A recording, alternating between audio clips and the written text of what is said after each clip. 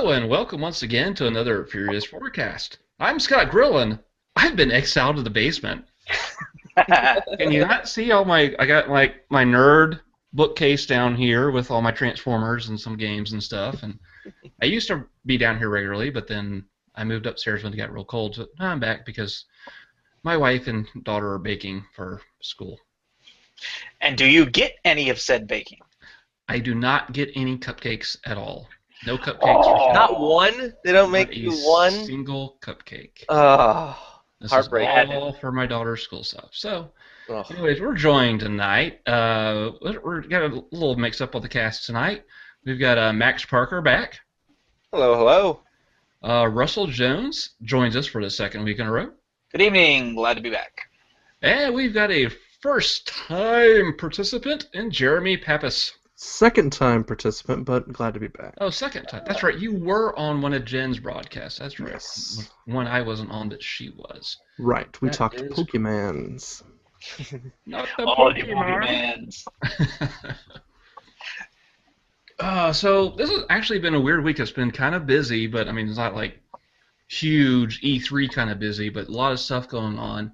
To start with, we had the latest episode of Game of Thrones, and I just like to call it Game of Ew, or As the Dragon Turns. Because in this episode, this one really had people talking, not because of who died, but because of who got banging. So we had a scene where you had Cersei and her brother standing next to their dead son. And then rape happens. Yes. It's what everyone is calling rape. In the book, it was more of kind of rough sex. In the TV show, it was very uncomfortable. Uncomfortable is the least of what you can use to describe that scene. It was, and as we kind of get into this, there's been a lot of talk of it out there, especially comments directly from the creators of the series and from George R.R. Martin talking about it. What, for you guys, like, what stuck out to you as far as like the reaction from that episode? Well, my reaction, it's kind of a bizarre turn that they made it so different from the scene, so different from the books. I haven't read the books, I just read about the scene in the books.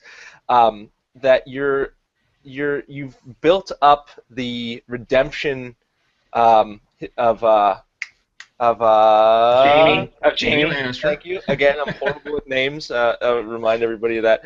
It's nice that I'm not the only person that's horrible with remembering certain names. It's terrible. And Game of Thrones is like brings out the worst of that horrible trait.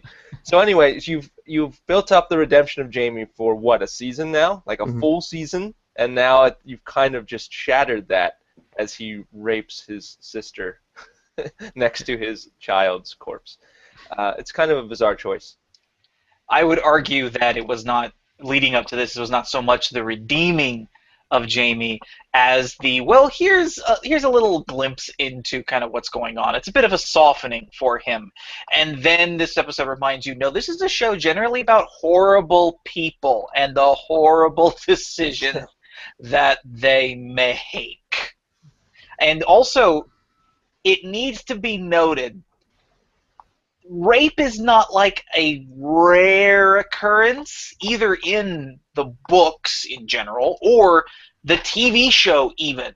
I mean, let's go back to Daenerys' marriage to Khal Drogo. There were people getting raped left and right at that wedding because it was like that was the Dothraki way.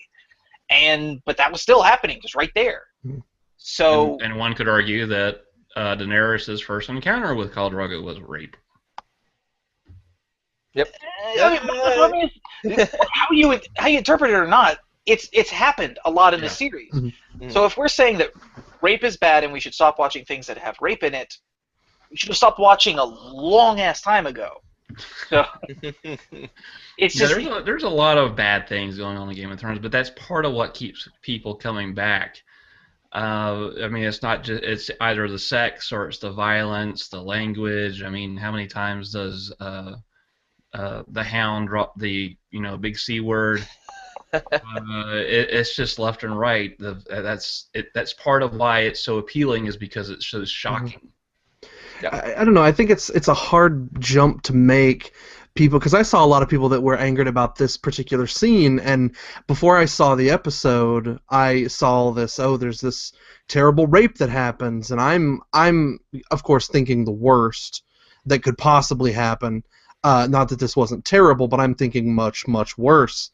At least as far as characters are concerned, especially considering the beginning of the episode happens the way it does, and I'm like, ugh, I don't know if I can deal with that. And, it's hard. I think it's hard to make a jump like that in a series where let's just list all the stuff that's happened. I mean, pregnant women getting stabbed in the stomach, mothers getting their throats cut. I mean, this is a terrible, hard thing to watch. It was interesting to me, and there have been multiple rapes that happened before. I mean, look what they did to poor Leon Greyjoy. Let's just not even talk about. Let's just not even go and remember that. But it was odd that people got so, well, maybe not odd, but it was to me, it's a little like the people who go into movies and it's fine when people get blown up and heads get chopped off, but the moment some chick's shirt comes off, oh my God, save the children! It was a terrible thing that happened. To me, it didn't feel forced. Wrong choice of words. It didn't seem. It didn't feel like it just came out of left field. Right. It worked pretty well. I mean, as far as being a story point. Yeah, and they were talking about that afterwards too. I mean, and they kind of set it up with the first thing, and how Cersei is kind of getting a little lovey with him, and then she sees his hand and she's like, "Oh my God, you disgust me," and that's when he just sort of snaps, which as a story works really well, so it doesn't really come out of left field. But yeah, it was odd after seeing it, because I expected it to be Sansa, or someone where you would really be horrified that this horrible thing happened, like Sansa, or somebody who's much younger, considered much more innocent, and that happened. I was like, I don't understand why people are really all that upset. If this happened in the middle of Sesame Street, I can understand it, but because it happened, A, it was the whole incest thing again, right, and B, it was right next to their dead child. Yeah. No, it's not. It's bad. It's screwed up, regardless how you look at it. Yeah. Let's remember the very first episode where they were doing it at the top of the Stark's tower, and he throws a child off the top of the tower. So as far as murders, beheadings, there's all this other like I said, this is a series about bad people who keep making bad decisions. So I just, am I the only one that was watching that scene and going, how is Jack Gleason, the actor that plays Joffrey, That's good.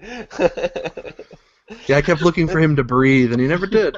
Way to go, Jack. I think there was actually one of the director commented afterwards that they actually had problems getting him to sit still during all of that was going on, because he was trying to take a peek.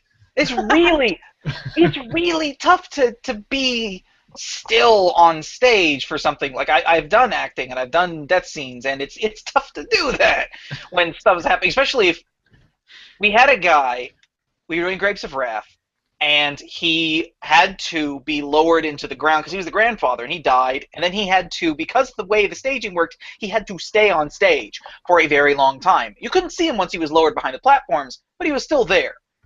And so, like, 2 scenes later, people are coming on to do things. He's snoring loudly, audibly. Like, the first row could hear him just going, oh, my God.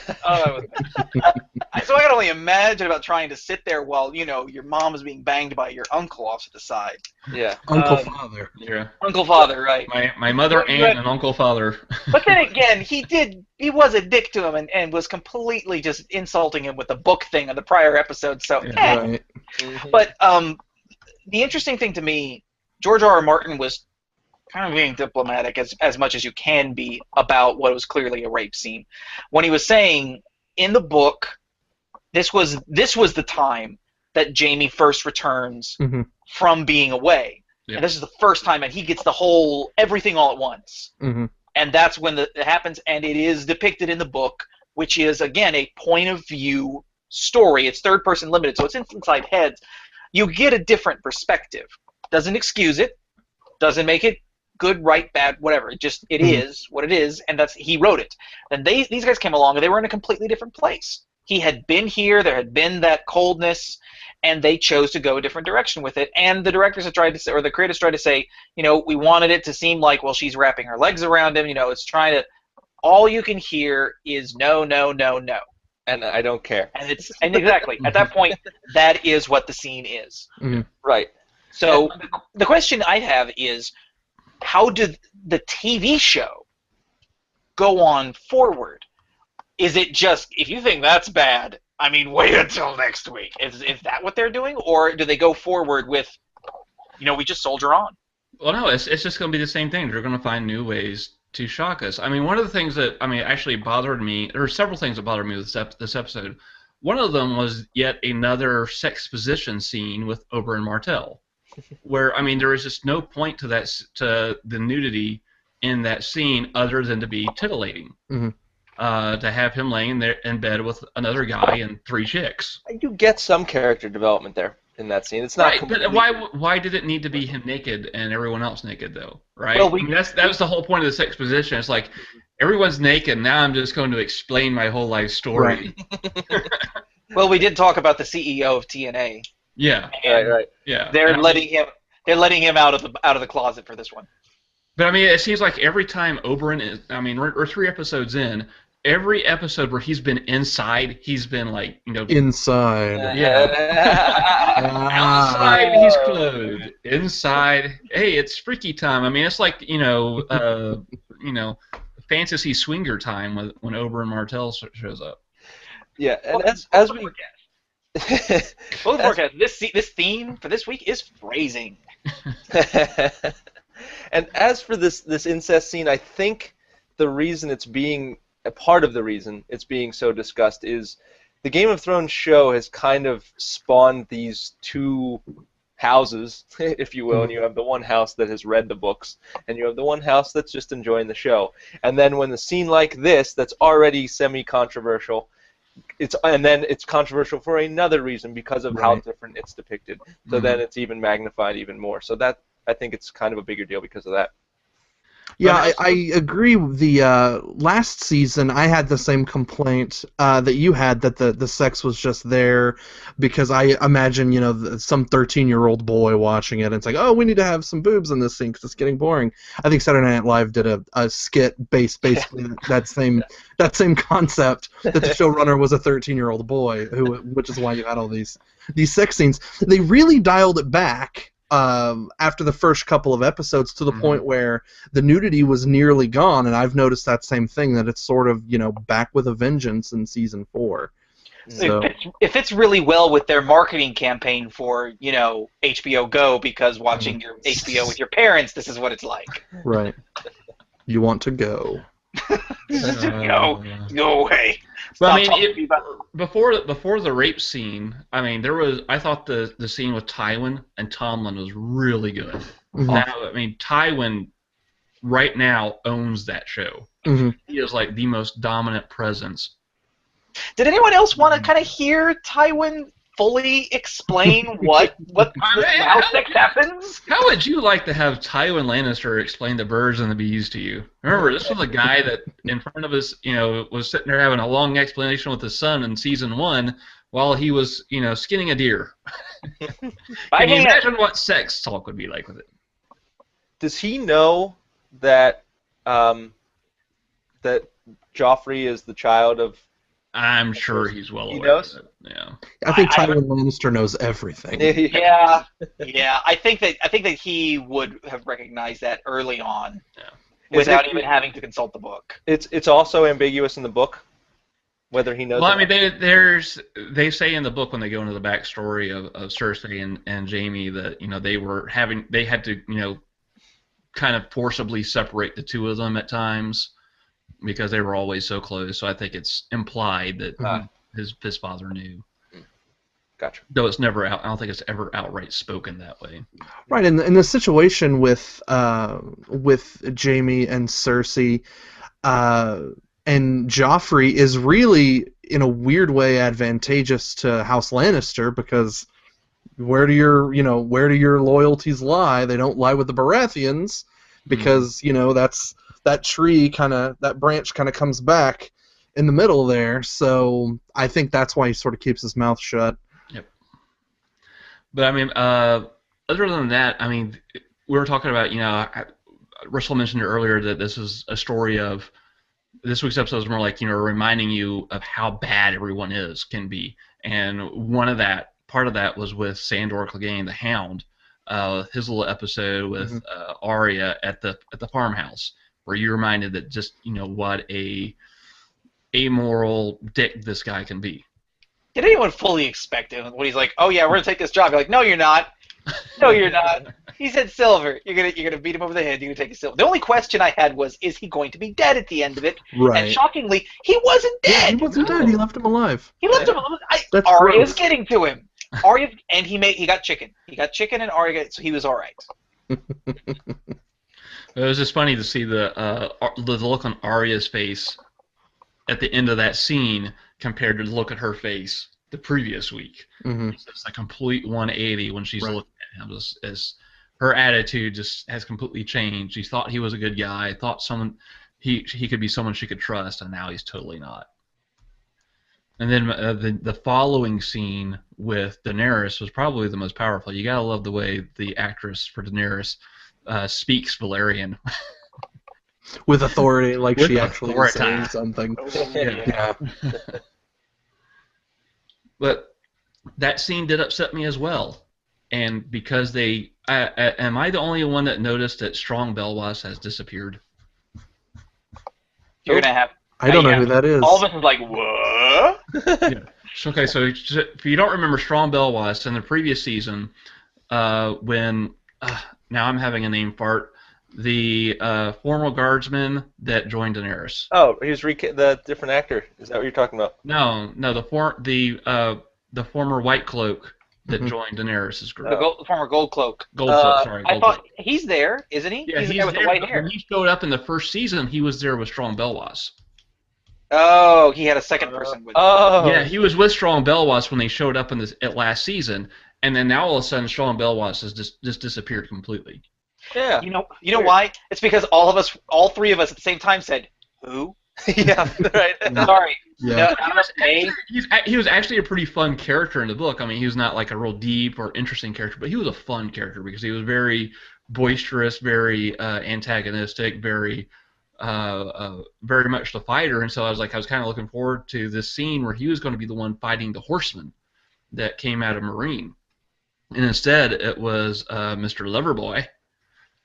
Well, yeah, because you have two characters that are kind of serving half purposes, and just combining their needs into the one that you plan on keeping long term just makes sense from a showrunner's perspective. I'm fine with them condensing and eliminating, if necessary, kind of middle plot or subplot characters to keep the story moving. It's kind of like Kevin Feige was talking about the Marvel Cinematic Universe and about why they put Ultron in the hands of Stark as opposed to Hank Pym. And they were saying, the reason we did this primarily is because we already have a guy who's got the traits of Pym. He's intelligent. He's an inventor. He does all these different things. He's got a freaking AI in his helmet, okay? It makes more sense for us to just have him all of a sudden, and there's Ultron, as opposed to creating this entirely new character who is exactly in almost every way like Stark and is able to, achieve the same purpose.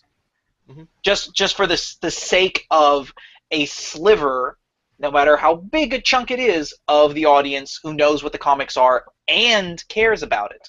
Because we know about the comics, we don't necessarily care that they make the decision. So when they're talking about, how many people in the book, yes, recognize the characters there, versus will care that guy is there later or not. How many other people do we need surrounding Daenerys going, Khaleesi, let me cut this guy's balls off so that I can have favor for you, Yeah, and it helps us all remember the names because now we never have to know that guy's name again. We're kind of at max capacity as far as how many more people we can remember. Yeah. Yep. I'm already past there. I have a feeling that we're going to start seeing more masters, if only because their names are so common: Rivers, Sand, Snow. Yeah. Poor Strong Belwas, he got the Full House treatment. Yeah, that's why you go back and read the book. Randomly later. Yeah, it's like a deleted scene when you read the books. Yeah. But then you start reading the books and you're like, man, what the hell is this? Yeah. Who's this guy? That's why I'm saving the changing? books to read later. I get a lot of flack for it. You know, I think certain groups of people who have read the books act like people who haven't read the books lack the ability to read. Yes. Whereas I'm waiting until I've seen the show, I've started with the show, I will read the books thereafter. I've read hundreds of fantasy fiction books, and I'm really hoping they make one of them into a movie so I can be that guy. They're making sort of Shannara into a TV show, but it's on MTV, and I doubt anyone's going to watch it. Actually, I think it's Elfstones of Shannara, which I have read and know very well. So if that becomes really popular, just expect me to go, well, you should have read the books in 7th grade on the bus. What's the budget for that's going to be? It's going to be like that Flash Gordon sci-fi series bad budget. Speaking of which, it's coming back! Yeah. Fox is bringing out Flash Gordon. They got the screenplay for it, or they're working on the screenplay for it, which I have a feeling they're just going to put everyone in black leather. Yeah, well, that's what they did to RoboCop. Yeah. Same. To a point, and for Farscape. Hawkman in black leather. Flash Gordon in black leather. Everyone's Matrix. So. Oh, well, moving on to other fantasy topics. We did have a Dragon Age Inquisition trailer this week. Ooh, a good one. A good one. It's one that showed gameplay, gave you a little bit of a hint of story, and had a nice Last Supper kind of image toward the end where you had all the characters lined up behind the table. It was such a Last Supper image. And did you notice? It looked like on the very far, when you're looking at the picture, left side, Anders is there at the very end of the table. And I don't know about you guys, but I killed that one. I killed him so hard. I was like, what did you... I knew he was a terrorist. I don't know why. But he blew the thing up, and I was like, you know what? No, I'm sorry. Sword to the back of the head. You're dead. Sorry, Mage. I was almost sorry for you and your cat. I was looking for a Commander Shepard Easter egg in there somewhere. That would have been nice to have snuck in either Shepard or like Garrus Vakarian with his helmet on in medieval, because I've seen DeviantArt and a couple other people do and post images of like Mass Effect characters in like Dragon Age style armor. Right. Yeah, and it'd be nice to fit some of that in. Armors have crossed over. There was Mass Effect armor. Yeah, Dragon Age. That Kurt Schilling game had it as well. Reckoning. Reckoning. Yeah. Yep. But see, about that trailer was good, and it was a really good trailer. But Dragon Age fans won't be convinced until the game is actually in somebody's hands to say if it's good or not, because of all the goodwill that was ruined by Dragon Age 2. Like, that really kind of smashed everything to pieces. I don't know about that. I will say that this is probably one of the most highly anticipated games I have seen from a fan perspective this year. When I was at Dragon Con in Atlanta last September, that by far had the longest line to get into when BioWare came down to do a panel. By far, I'm talking like out the door, down the hall, wrapped around the hall, and they had to cut people off at some point. Well, fans are hopeful. They're hopeful it's going beyond hopeful. Right, that it'll be more of Dragon Age 1. The one article I wrote about the trailer and the release date announcement, which is October 7th now, someone picked it up on Facebook, and it spread like wildfire. I think that one article I wrote had like well over 2,000 likes on it, which is the most I've ever gotten on Facebook. Mm-hmm. I just couldn't believe it. They've also been in kind of a semi-drought as far as real new information lately. Like, the newest thing that I saw before the last couple of weeks was they started putting character information online for certain characters, like the mage that is like the right hand of the Empress Celine from Orlais, and they're including. This is really interesting, and it'll tell you something about the fan community. One of the things they made sure to include with this preview were character models that were from all perspectives, so that cosplayers could work on their costumes, which I thought was a very, very good thing to do from a community management standpoint, but also really just interesting and indicative of the community in general. You know, that, I mean, they just put out this full render just specifically so people are like, here you go, now seamstresses go forth and cosplay.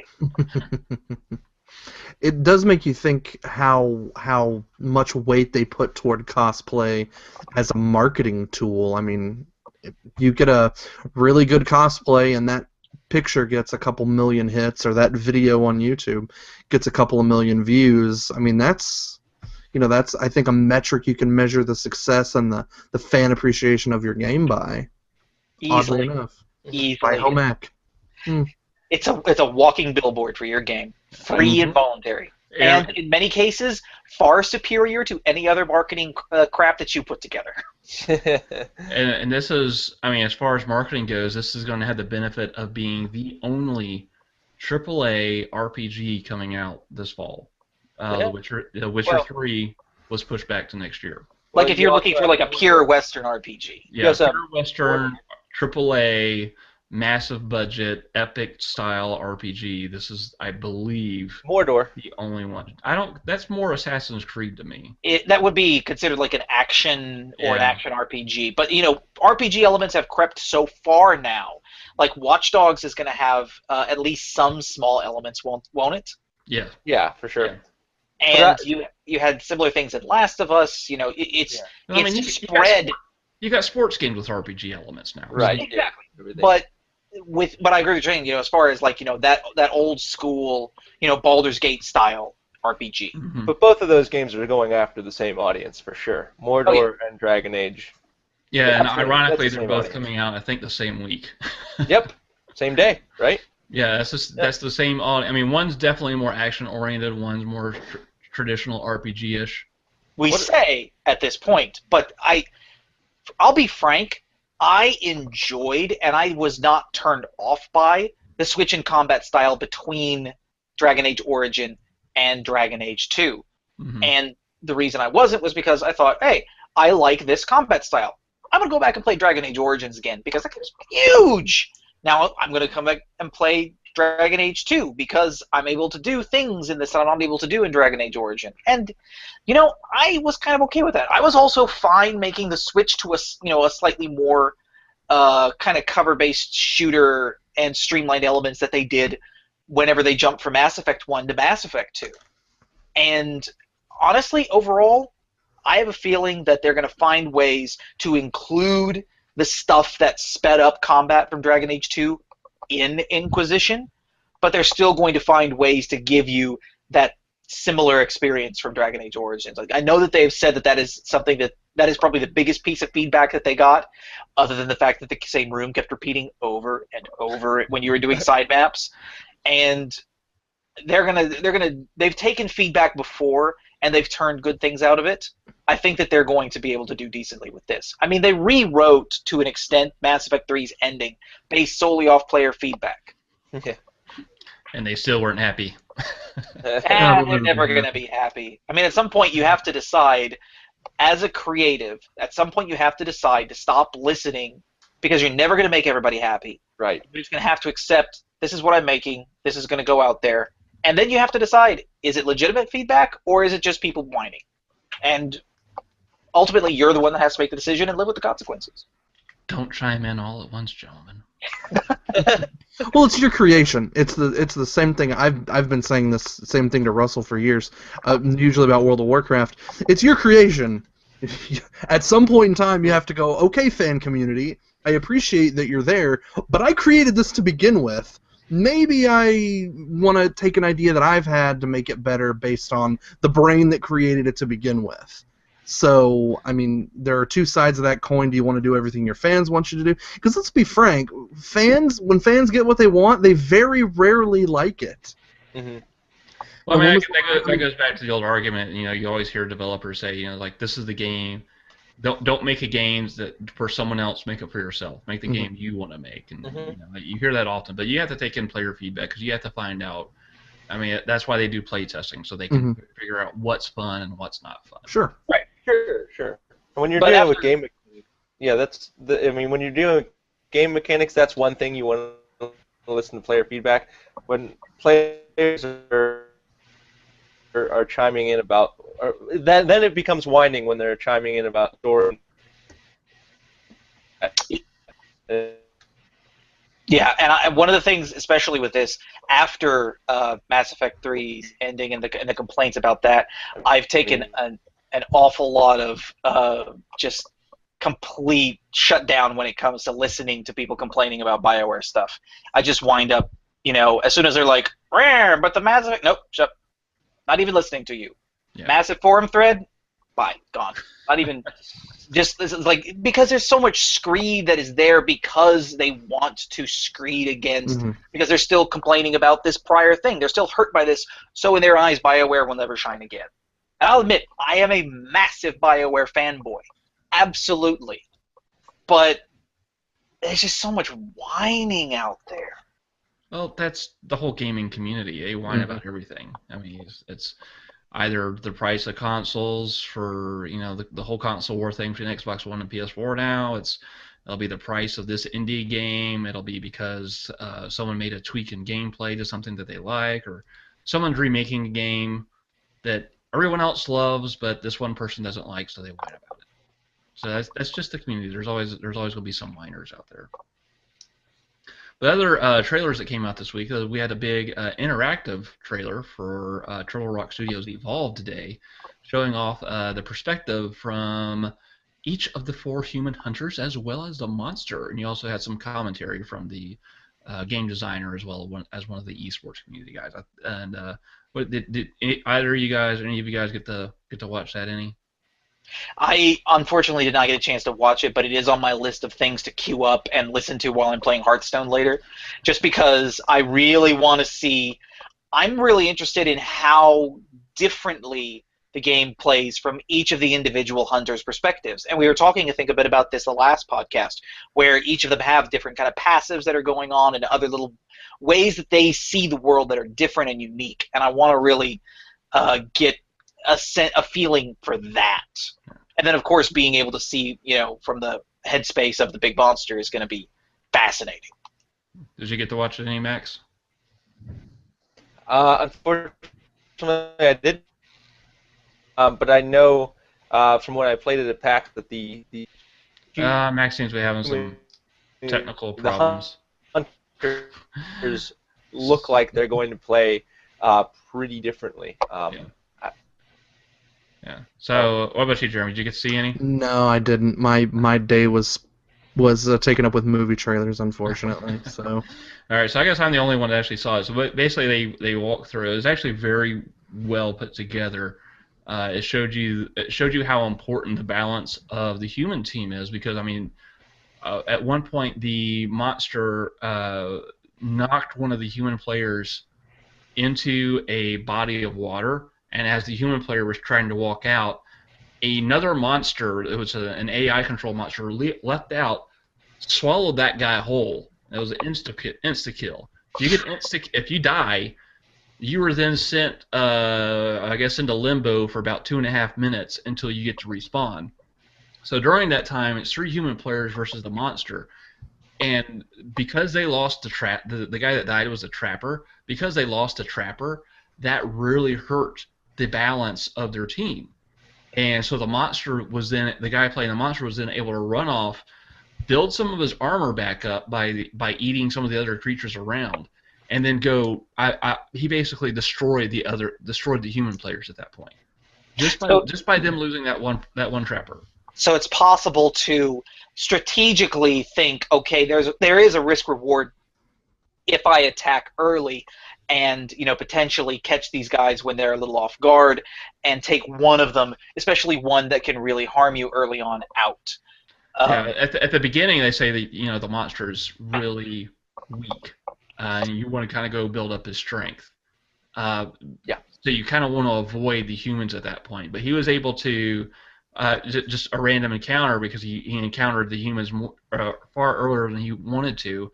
That was when he was actually able to cause one of them to die, and then go build up during that minute or so that one player was out. And I think it was like with 20 seconds left before that fourth player came back in. He was just sitting there, started rampaging on the other three, incapacitated one of them. So even though that guy came back, they were still short one player. Mm-hmm. Mm-hmm. And so at that point, it was just taking them down one by one. It was really interesting to watch. If you haven't watched it, go to youtube.com//evolve game and check it out. It's pretty good. Yeah, sorry, I don't know what I missed, but as far as the with the technical difficulties, but as far as the hunter's abilities go and the monster, the Goliath, when the game starts, the Goliath is supposed to pretty much be on the run and just eating, and then he needs to evolve. And then I evolved once in my demo, and then when you're evolving, it's like a 10-second. It's 10 seconds where you're completely vulnerable. So if they find you while you're evolving, it just opens these and they can just rain hell on you. But then so I was evolving, and then if you take out one of the hunters, then a clock starts running, and if you don't kill all of the hunters within 2 minutes, then they'll start respawning. So you have to kill everybody within that 2 minutes. But if you incapacitate one, then it's pretty much a domino effect. It'll get easier and easier. That could be a challenge for balancing to keep humans competitive. I mean, like you said, if they can hold out. I mean, I can see how if you get one or two off, the humans immediately change to defense and try to hold out. But that sounds like it could be pretty tricky to keep things balanced so that just one death doesn't completely screw you over and everyone on your random team just starts disconnecting one by one. Yeah. Well, I think they're supposed to have AI bots to take up the people that aren't there, but I don't know how they'll play it.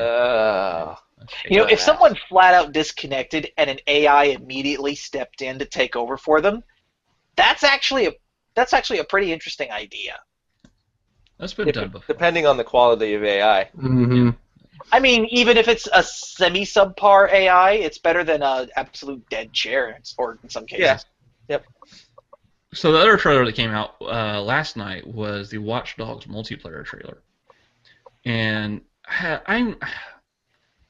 even though I've got the poster right there over my shoulder behind me, he's looming over you. He's like, say something. The gun is to the back of your head. Which is my reminder that I actually pre-ordered the game. If that wasn't back there, I would completely forgotten it. I don't know if I'm as hyped for the game now as I was when it was first announced, and I don't know if that multiplayer trailer did much for me. Hype has definitely cooled considerably since then. Well, there's that sweet spot that you have to hit, and it's that kind of roller coaster wave, and you want to hit it and keep it building and keep it building. I mean, you look at movies and movie trailers, and they release a trailer another month later, and then a trailer the week before to get you hyped up. I mean, Watch Dogs is almost concept-wise is at least 6 months in the cooler, so I'd say you're pretty understandable to be a little snoozed by it by now. I think one of the major things is that if it really wants to pick back up to where it was, because this was a really super hyped, like console leading, console selling for next gen game, and then suddenly it was gone. And at this point, it kind of has this. I think some people might be feeling that it might have the sense of vaporware. So keeping stuff like this coming is important. But for Watch Dogs to really pick itself back up off the dirt, it's going to have to either do some really crazy things and do a massive blitz from this point forward to just return those people through sheer, mass hardcore shoving it in your face appeal, or they're going to have made some very significant improvements to the game so that when it comes out, everyone goes, holy crap, this thing is good, and the word of mouth picks itself back up. Mm-hmm. Well, remember who we're talking about here is Ubisoft. Or Ubisoft, however you want to pronounce it. What do they do with the Assassin's Creed series? They almost trailer that sucker to death leading up to its release. It seemed like there was a trailer almost every day for Black Flag leading up to the release. I expect them to do the same thing for Watch Dogs. However, I'm still genuinely concerned with the Ubisoft seal of quality, which means it launches with a ton of bugs. Yeah, that's true. Yeah, they have been known for that.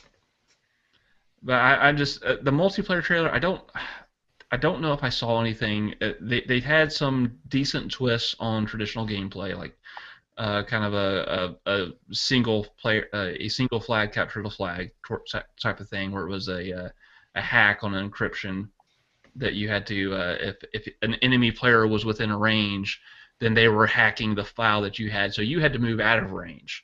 So it was like two teams just kind of trying to rubber band around each other to hack a file. It has some interesting concepts. It looks more like it would be more interesting from a single-player perspective, where you have another player come into your single-player game and try to hack you there, versus some of the straight competitive multiplayer stuff they had going on. And with a big world very much like this, because this is very similar to Grand Theft Auto, multiplayer in that has always been a little iffy in my mind. I mean, unless you're willing to do something as massive and ambitious as Grand Theft Auto Online. I agree. I think that a Dark Souls style, invasion into your space would actually be pretty cool, especially if it can be done either via. I mean, you already have the second screen app, which is going to be a little bit of that from the person that's in charge of the CTOS in your area. But if you had a person who could come in and actively mess with you, just hacking you from their iPad, could be compelling as well. But that's the kind of thing that they need to start showing now, and they really need to start, amping up, is the new stuff that they haven't really been able to focus on yet to get people back interested about the game again. Yes, all of that. They need to get it into the collective consciousness. Oh, instead of just say it, they need to. I hate to say it, they need to beat it into everybody at this point because they've lost their momentum. They definitely have lost a lot of momentum. And we'll probably see more of it when we get into May, into launch month.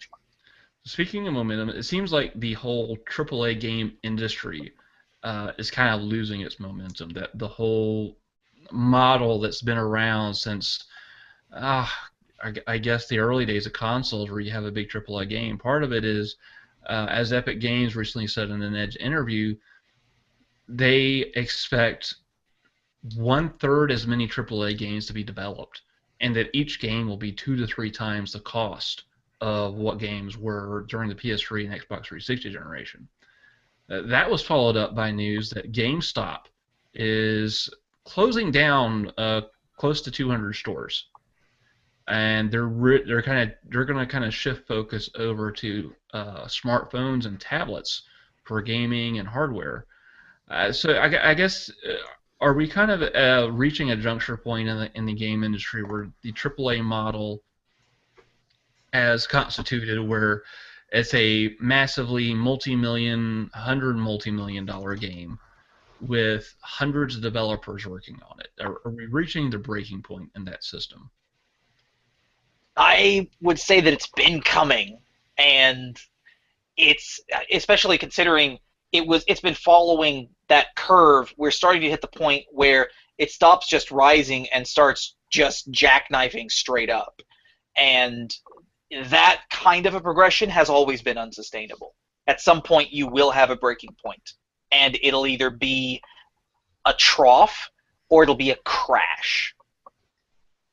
Yep. You can take examples of any given AAA title that was supposed to be successful, and by many standards was successful, but by the studio and by the studios, it wasn't. Like Tomb Raider. Tomb Raider is an example that what did it sell? Like 3.4 million. 3.4 million. And Square's like, no, this isn't. Yeah. This is disappointing, I believe was the word they used. Yeah, they don't, unless you're Grand Theft Auto, these AAA games aren't doing what they need to do to be sustainable. It's kind of also that sales mindset. I mean, you have a guy who's like a sales manager, and they're like, "You sold 100 million last quarter, excellent. Now sell 115. You sold 120. Hey, what do you know? You can do 170. You didn't sell 170. Well, you're bad." Mm-hmm. Yeah. And just the development concern, because as these games get more high def, I mean, we've gone from 480p pixels to 720p HD or sub 720p, and now we're at 1080p. And these games are getting bigger too, so that's a lot of content that has to be created. You look at some of these teams. It used to be, the teams were dominated by the developers and the directors. Now it's almost getting dominated by the artists and the content creators, because it takes so much time and effort to create each individual piece of art, each individual building, each individual map. It becomes very time consuming. Mm-hmm. And that's where I think that the indie game scene is kind of stepping up, because they're going to be the ones that offer us those $20 games that are quick, can be enjoyable, but it's a question of what are the good ones and versus how many crap ones are out there. It's also going to be a continuing trend of what we've been seeing towards the end of the last console generation, which is, going back to GameStop, mobile gaming. All those apps have been continuing to grow, and they've been continuing to rake in cash. And the people that have been benefiting off that have kind of started to maneuver towards more of those. And that's where GameStop is maneuvering. They see two things happening. They see more competition coming into the area that they make most of their money, which is used games. Walmart is now buying used games. They've already been facing competition from other places like Amazon. And at the same time, they're also seeing, with digital sales on Steam, on now the next-gen consoles, they know that is going to be what we're going to wind up with eventually. Just because it saves money. You don't have to make the discs. You don't have to ship them. You don't have to do those things. At some point, they're going to fix whatever problems cause people to be inherently distrustful of Microsoft's plan, and you're going to get something like that. And if it doesn't happen by the end of this current console generation, it'll happen in the next one. And having those two things happening at once, they're pivoting to the direction that they know they need to go in, which is we sell more phones, we sell more tablets, because that's where people are spending tons more money. That's the growth. Well, I mean, there are two things that I think you need to keep in mind. One's really good and one's really bad. The first one is that they're closing 120 GameStop stores. They have over 6,000. Yep. So that's not a ton of stores. Thing number two, there was a store that existed a long time ago. You might not have heard of it. It was called Blockbuster. Just before this Blockbuster store went out of business, completely kaput, they started doing this exact same thing. They started trying to carry video game consoles. They started carrying other general entertainment-y stuff. So keep those two things in mind. One really good. This isn't really a huge thing. I mean, I live in a relatively small area. I live in a city of about 80 to 90,000 people. We have 3 GameStops. Yeah. We're okay. They're closing 120 of them. I don't think they're getting rid of their model entirely. Of course, they're gonna pivot to do. I read an article on Forbes that said they were gonna have some locations that were Apple only, that were just gonna do Mac stuff, which is interesting. I guess it's almost like a Walmart version of an Apple store. Yeah. Or just a second-hand Apple store. Right, kind of like a second-hand Apple store, right? Because Apple's not going to sell used consoles out of their Apple store. So I think that GameStop could probably survive a little bit of a contraction with stores because there's too many. Yeah, there are. They've taken the Starbucks model. Yep. I can drive. My drive to work is approximately 14 miles. In those 14 miles, I can easily make it to about 4 or 5 different GameStops. Mm-hmm. I passed 2, directly past 2, and my drive to work is 7 miles. Yeah, and it's a little bit too much. Cause I feel like for the employees, it sucks. I agree. Aside from working at GameStop, which apparently sucks. I've never actually fully worked there. I was employed at GameStop for approximately 1 week before I got fired. Whoa. What do you have to do besides like stealing True story? or True spray story. painting EB Games rules on the front of your store? What do you have to do to get fired from GameStop? So Yeah. I had a full-time job. I was a programmer at the time. As a programmer, I was also on call.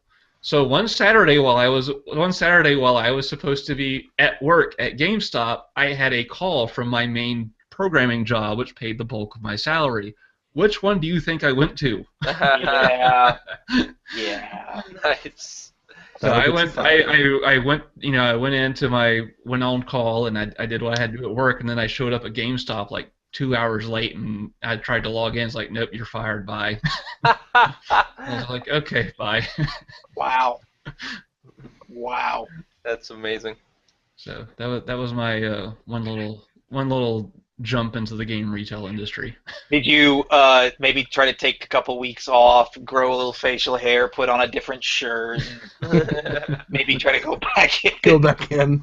Maybe that have changed managers in that time. I thought it would be cool. Probably. Like, I go into GameStop, I hang out for a couple hours, I talk games, and I make a few bucks on the side. No big deal. Yeah. For me.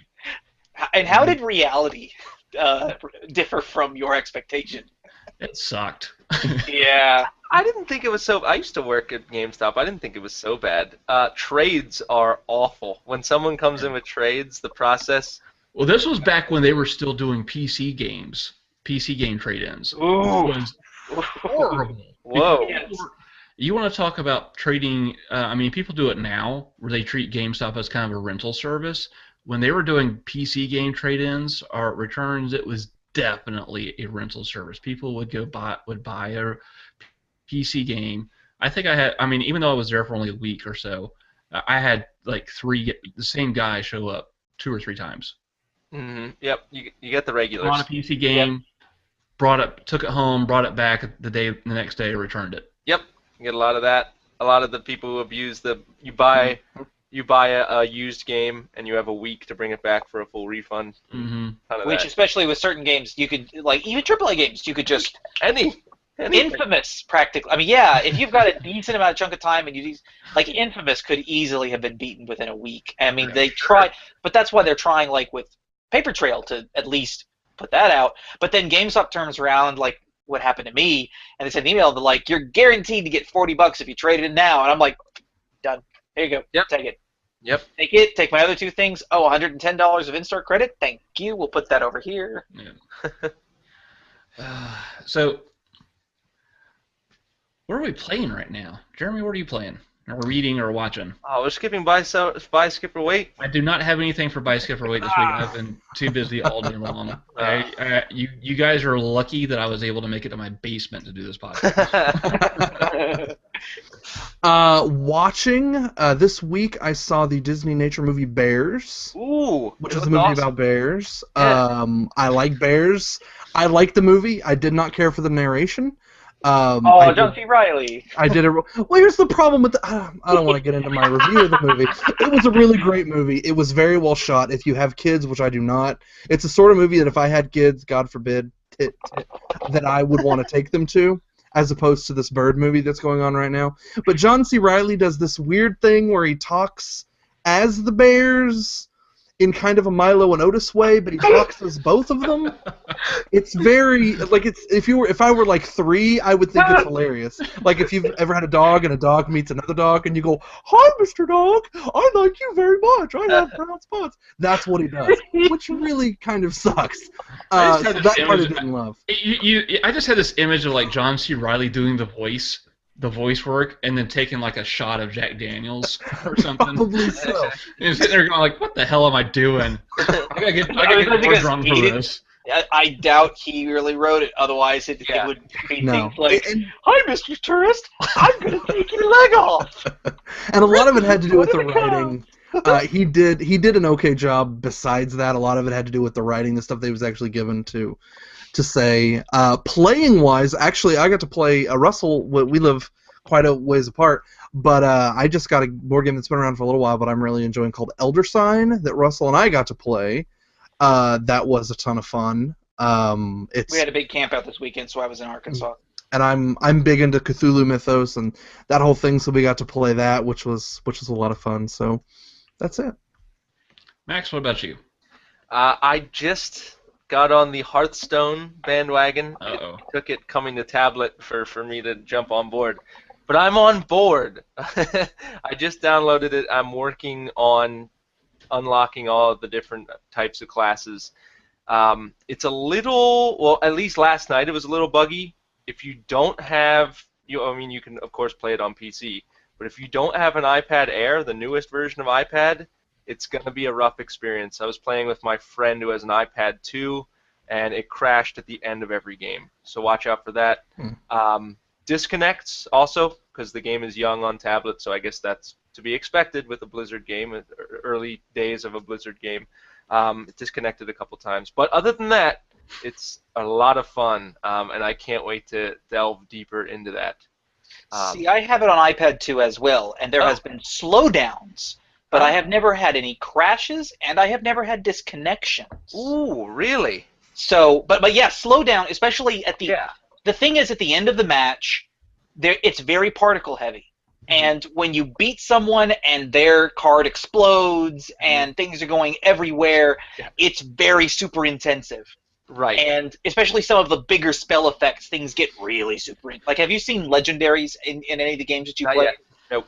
When that happens, and like when some of the really cool effects happen, that's when you're going to have more likely, more stress on the machine, more likelihood of something happening. So And they're probably going to optimize more of that as it's going out for a while. But they've had iPad for internal testing for quite some time. So there's no graphic sliders or anything No, on that? definitely No. Nothing in the options? Makes no sense to me. Like, I don't understand why iPad games always have to be they're set. You buy the game and there's no way to adjust anything. When Apple. But You're talking PC language, man. This is a Mac we're talking about here. yeah, but I mean, that's a race. I don't know. That doesn't make any sense to me. Within the game, there should be a way to just dial down some of those particle effects that are taxing on the hardware, so you can still play stuff on the iPad too. I mean, it's ridiculous. My first generation iPad literally could only be used for e-reading before I traded it in. Facebook would crash it. It wasn't able to do anything, and that's a little ridiculous. You should be able to dial down some of these games. Did you trade it to GameStop? Traded it to Target when the iPad Air came out for $200, which was the base model of the first-gen iPad, Wi-Fi only. Yeah, I'm surprised they gave you that much for it. It was like a week-long promotion. I don't know what they did with it. Like, it was ridiculous. You couldn't sell a first-gen iPad for $200. They're probably building a robot army with the part. Target's iPad robot. Yeah. So I'm playing that, and I'm really digging it. And then, of course, Trials, Fusion, and Frontier. Frontier is the iPad free-to-play devil game for iPad. It's the free-to-play paywalls are ridiculous. There are coins that you can buy, and then gems, and then you have fuel, and you run out of fuel, and you can't play anymore, but you can spend money to fill up your fuel tank and keep playing. It's ridiculous, but I'm pretty addicted. I haven't spent a dime on it. I'm in the top 5,000, and I'm really proud of that out of 25 million. Playing. You gotta wonder how much money number one spent. You gotta wonder, yeah. It's or what hacks they found yet. Yeah, it's all hacks. Ugh, I hate that when I look at the leaderboards and it's nothing but bogus high scores. Exactly. Anytime that I see a leaderboard like that, I don't even play it seriously. I'm like, oh, I'm something millionth? Good. Put me at the bottom. That'll show him. But I love Trials. This is the series. It's a top 10 series for last gen. I love Trials, so I'm addicted to those games. Yeah. There was a guy on Reddit. He posted a picture of Trials. He was 0.01 seconds away from getting gold on one of the courses. He was like, and so it begins. Every Trials game, it's like you keep playing that same track over and over again to try to get that gold, and you always come up. just that short. It's hypnotizing. Just hitting the restart button over and over. And What's just the definition of insanity again? Russell, how about you? I've been playing Hearthstone as well quite a bit. I've been playing the PC version much longer, so I have a decent collection that I already started to build up, but I lapsed for a while, and the iPad version did bring me back because I could take it and play it on lunch break or play it while sitting downstairs. Even running into a couple of problems Max mentioned, still good, still fun. It's still a very good game. At the same time, I'm a longtime Magic veteran, so it's interesting to see how the two games differ and how much your mind has to change to really wrap around Hearthstone itself, because you only have 30 cards to play with, and half of them, or more than that, are neutral cards that anyone can use. So there are certain commonalities that will happen that you could expect to happen every time. There is a late game, there's a mid game, there's an early game, and there are certain rhythms to each one of them, and decisions that need to be made. Every class has a hero ability that you can use early on. Do you use it? Do you do this? And when you play a lot, you really start to notice how big of an impact individual decisions can be. Whereas, in a Magic game, there's a much kind of larger sense of kind of what's going on, and you can sometimes do some crazy things. With Hearthstone, at least for the moment, it's a very specific kind of game. And once you really start to get down that framework, you start to win a lot more. And if you do other things like play ranked, don't play casual if you can avoid it. Play ranked. Because a lot of major deck players right now are trying out their decks and trying out crazy things with their massive amounts of legendaries. I had 2 legendaries drop back to back. And the only thing that made me happiest when I'm playing this game is that as a shaman, I turned them both into 0/1 frogs with Hex as a shaman. So I was like, oh, you have this massive, super powerful card. Oh, I'm sorry. I'm just going to make you flip a table. No, that's a frog. Oh, look, you played another one. Your second turn. No, it's frog too. It's a frog too. I'm sorry. Those are probably the most expensive cards you have in your deck. Sorry. Not sorry. But it's a good game. It's fun and it's addictive, and yeah, I'm kind of digging into it quite a bit. I'm also been reading comics. Tomb Raider #3 is out. The Tomb Raider comic that goes after the video game. There's more action in this one, but it was a little weak as compared to the 3 that have been out so far. I'm really interested in the whole overall arc. I'm used to kind of a lot more coming out of Gail Sabone, who's one of the writers who's doing this arc, and I'm really looking forward to the rest of it to see if they can pick things back up. It feels like that kind of middle where right before everything really starts to take off and go crazy again. So hopefully that's going to be happening. Thank you, Russell. For me, last weekend I powered through the first 15 levels, or first 15 levels for a character in Final Fantasy XIV. I finally got that up and running after some really weird quirks with the game. It's interesting. It's different. One of the things that caught me off guard was and I didn't expect it, was the lack of voice acting. After playing Star Wars: The Old Republic and then playing a lot of the Elder Scrolls Online beta, there is so much voice acting in it that when you go back to a game that doesn't have voice acting and you see the mouths moving like they're talking, you expect there to be something. There's this giant void that is very noticeable. It was weird. Other than, it's all right. I don't know. I don't know if I've played it enough. 15 levels is not enough to really get a good gauge on a MMO. No, not at all. No. I need to try out more crafting. I need to try out switching to different classes, because that's one of the big hooks of Final Fantasy, is being able to, with your one single character, switch between different classes. Other than that, I've been playing Mario Golf, the new one for the 3DS. I got that. I have not done my review yet because I cannot connect to the online tournaments, so I don't see the point in doing a review when a major portion of the game's not even available to play yet. That actually was surprisingly fun. It's missing the RPG elements from previous games in the series, but it's still fun. The mountain course is kicking my butt.